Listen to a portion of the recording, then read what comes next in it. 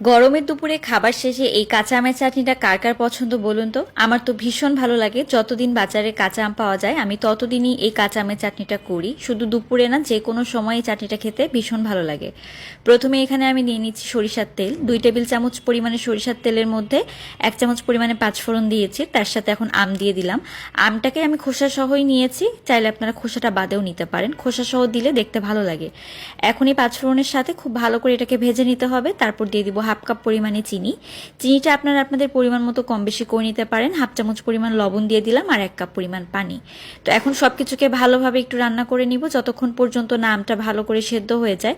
তো যখনই আমটা ভালো করে সেদ্ধ হয়ে যাবে এবং চিনিটা একটু আঠালো হয়ে আসবে, তখন আমি এখানে একটা মশলা ব্যবহার করব, আর সেটা হচ্ছে শুকনা মরিচ আর পাঁচফোড়ন। হাফ চামচ পরিমাণ পাঁচফোড়ন আর 2-3টে শুকনা মরিচ একটু তেলে গুঁড়া করে নিয়েছি।